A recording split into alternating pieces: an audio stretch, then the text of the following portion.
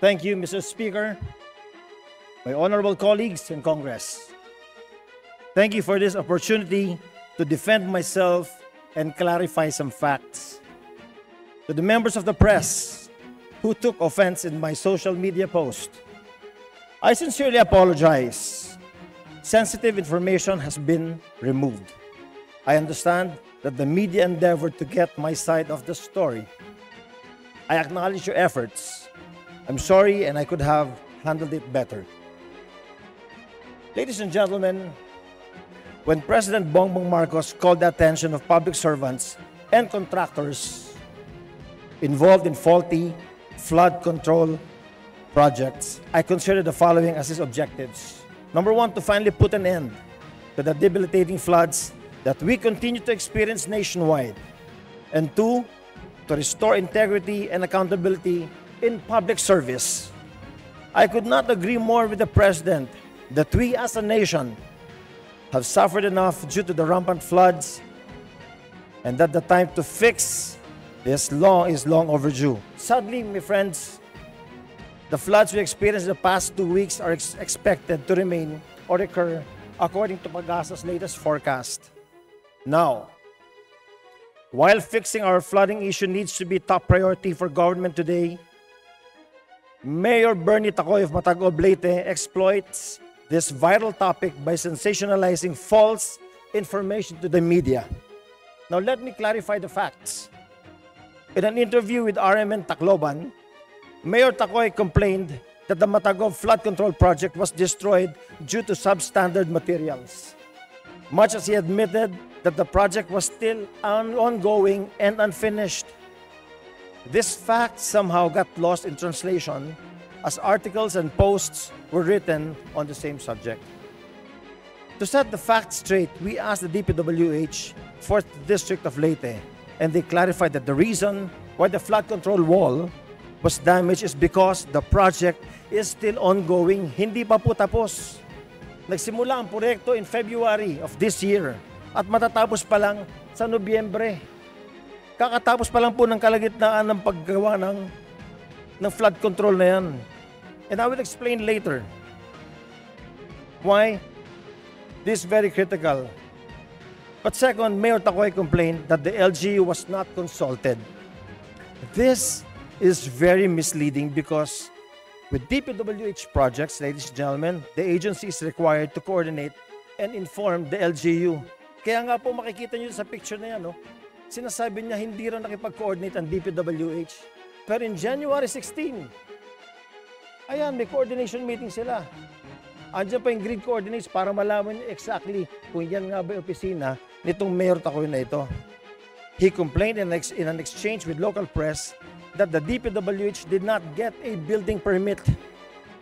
Now, we asked the DPWH and they said that the building permits are not required for buildings. These are required for buildings only, pero hindi po ito building. Flood control po ito. There is no need for an occupancy permit because no one lives in a flood control project. What is needed, though, is a certificate of non-coverage from the DENR, which was procured months prior to the start of the project, September of 2024. Nagsimula ang proyekto in February of 2025. Now let's look at exactly what happened during last week's heavy rains that caused a portion of the flood control walls to fall. Noong August 25 po, napakalakas ho ng ulan. In fact, yung DILG kinansel ang trabaho, kinansel ang eskwela. Napakalakas ng ulan, bumaha ng gusto sa Mataguog.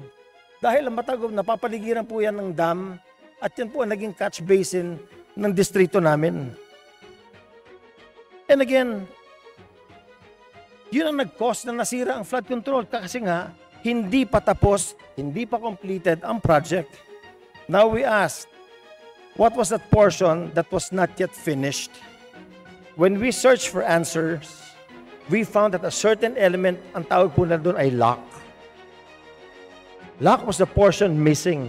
Para sa ating mga hindi engineer, itong tinatawag nilang lock ay yung parte ng flood wall na lumalaban sa lakas ng presyo ng tubig. With this element still missing, kasi nga hindi pa tapos yung project, the walls were still not fortified as per plan to withstand expected water pressure. In Leyte, we have the so-called Hibulagnan Dam, situated in the municipality of Villabang, katabi ito ng Matagob, and it splits into two tributaries. At the bottom of all this, ito na po yung Pagsangaan River sa Ormoc City. This is a wider river that can accommodate large volumes of water. This is where we want the waters of Matagob to lead coming from the dam para ma-divert lahat ng flooding water sa Matagob. I want to inform each and every member of this house that in the district I represent, we have 41 river systems that make up the drainage system of our district. Napakalaki.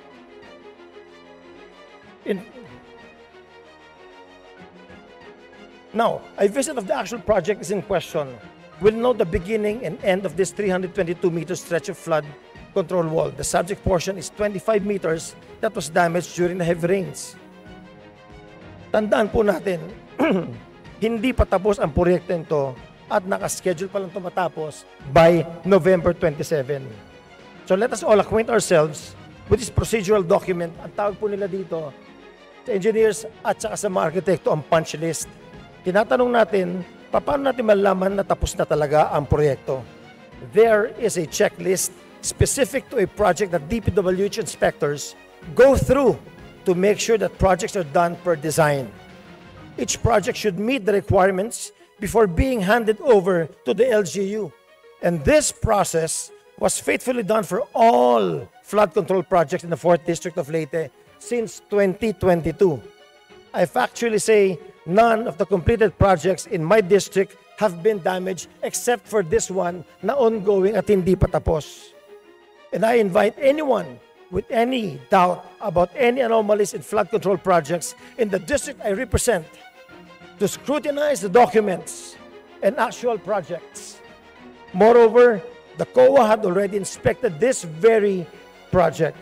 Findings would be available from the DPWH or COA if ever any verified anomalies surface. Just in case, well, I would gladly face the issue. But until then, I highly recommend, especially to Mayor Tacoy of Matagob, to please exercise caution. The lack of accountability and integrity of some public servants and contractors have led to the burgeoning problem of persistent floods. Some, but not certainly all. In fact, accountability and integrity of work must be expected across all professions, not just us lawmakers, and we cannot simply weaponize popular issues like this to make baseless accusations on just anybody, on just anyone. And therefore, proper verification of facts must be exercised. This is the only responsible thing to do. Tayo na mga kongresista, ang trabaho natin, gumawa ng batas. Ang sunod, ginagawa natin trabaho, mag-request ng pondo. Pag naaprubahan, dumidiretso sa DPWH. Sila nagpapabidding, binibigay sa mga natural winning bidders. Pero bago magsimula ang nasabing proyekto ng DPWH, dumadaan sa coordination to sa mga LGU. Kung saan gagawin ang proyekto at sinisigurong kumukuha ng necessary government documents for the purpose of constructing government projects. Kaya napakalaking kalokohan ang ginawa ni Mayor Tacoy na paglinlang sa press at sa tao ukol sa ongoing flood control program. Dahil sa misinformation na binigay niya, nilunok ito ng publiko as gospel truth sa lahat ng mga lumabas na interview niya sa radyo at sa TV. Mga kaibigan, mga kasama sa gobyerno, huwag natin payagan na magwagi ang kasinungalingan at maling pagbibigay ng impormasyon. Then comes the issue of ethics. I looked up the meaning of ethics online and it says, ethics is a study of what is morally right and wrong, good and bad, involving systems of moral principles and values. It includes examining our values, principles, and purposes to determine how we should live and interact with others, ensuring fairness, respect for rights, and the minimization of harm. This was my contention when I called out Mayor of Baguio City, Benji Magalong, when he was issuing blanket statements implying that all congressmen in this house are corrupt. By all means, Mista, call out corruption. That is both a responsibility and a moral duty. Tutulungan kita. Labanan natin ng korupsyon. But one must draw the line when it comes to generalization. It is responsible to make the fault of one. It is irresponsible to make the fault of one apply to all. Balitan po natin ang lamesa. Kung merong corrupt na mayor, tama ba sabihin natin na lahat ng mayor ay corrupt din? Of course not. The answer is very elementary. Now, dito sa sarili nating bahay, Deputy Speaker Ronnie Puno would fault me for defending myself from baseless attacks and cite the same as an ethical issue. I've been asked about the statements of DS Puno. It is good that he touched on the issue of ethics. I agree. The House should step up and lead by example. In fact, this should have been done a long time ago. Let us go back to where this whole trouble started. Saan ba nagsimula ito? Saan ba ang punot dulo nito? Anomalous flood control program. Sa budget ng presidente, kinailangan pa niya mag-veto. Kasi nga hindi na reflected sa kanyang vision. Mabuti na rin na nanggaling kay DS Puno mismo ang issue ng ethics dahil gusto niya na isa lang sa ethics committee ang kapwa niya, kongresista. Mabuti siguro kung balikan natin ang punot dulo nitong buong kontrobersya na hinaharap natin. Itong flood control na inabuso ng iilan pero sinagasaan ng lahat. Huwag po natin lahatin. Kung may ethics committee man lang, isa lang din natin kumate ng budget. Huwag na natin simulan sa 2022 kung gusto nyo kahit nung 2025 lang. The same standard should apply to all. No sacred cows. You speak of ethics when one rises to defend his name from baseless allegations. All the more ethics should come into play when a whole institution is tarnished over the lack of accountability of some. Ladies and gentlemen, to end this privileged speech of mine, in 1991, thousands of people died in Ormoc because of a flash flood. 8,000 people perished in 45 minutes. But under our watch, we have gone to great lengths to ensure that all projects are not substandard and all are above board.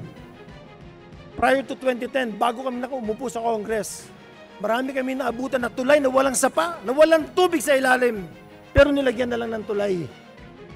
Dear colleagues, no less than the President of the Philippines has called out and exposed the issue on flood control. Alam naman natin, sa puso at isip natin ang punot dulo ng lahat ng ito.